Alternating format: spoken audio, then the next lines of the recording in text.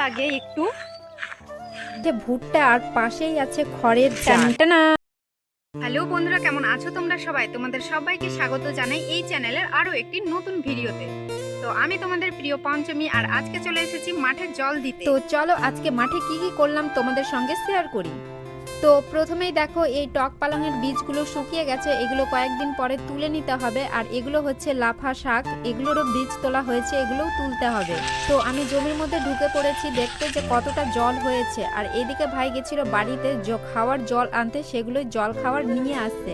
আর বাড়ি থেকে এনেছে দেখো পিঠা, আর সেগুলোই আমি এখন বসে বসে খাবো। পিঠা তো খেলাম, কিন্তু খেয়ে খুব একটা তৃপ্তি আসেনি। গাছে আছে ভুট্টা আর পাশেই আছে খড়ের জাগ, মানে খড় জাকানো।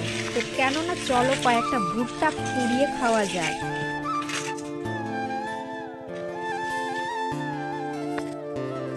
তো আমি আর ভাই কয়েকটা ভুট্টা ভেঙে নিয়েছি, এখন আমরা এগুলোকে পুড়াবো। তো চলো ফাঁকা মাঠে কি করে পুড়াই ভিডিওটা দেখতে থাকো।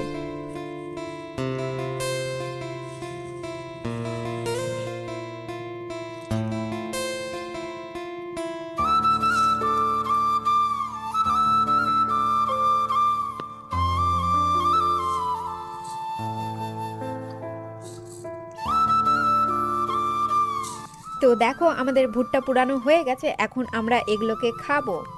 মানে আমরা জল দিতে আসলে মাঠে সব সময় আমাদের ব্যাগে একটা দেশলাই থাকে, কারণ ওটা আমাদের কাজে লাগে, অনেক সময়ই কাজে লাগে, তাই ব্যাগেই আমরা একটা দেশলাই রেখে দিই।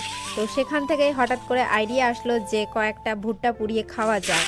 আর এই দিকে আমি দেখো কিছুটা মানে ছোট গাছগুলোকে কেটে নিয়েছি, ওগুলো আমাদের বাড়িতে দুটো ছাগল আছে তাদের জন্য। আর এইদিকে আমাদের জল দেওয়া হয়ে গেছে, মানে আজকের মতো কয়েকটা লাইন বাকি আছে, তো এগুলো নিচেই হয়ে যাবে। আমরা মেশিনটাকে বন্ধ করে দিয়েছি।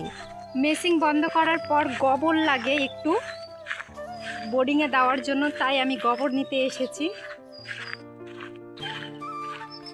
তো আমি কাঁচা গোবর পাইনি, তোমরা দেখতেই পাচ্ছ আমি অনেক কয়েকদিনের শুকনো গোবর পেয়েছি, সেগুলোই নিয়ে এসেছি। অনেক খোঁজাখুঁজি করলাম কিন্তু আমি কাঁচা গোবর পেলাম না, তাই শুকনোগুলোই নিয়ে আসলাম। কাঁচা হলে একটু বেশিই ভালো হয়।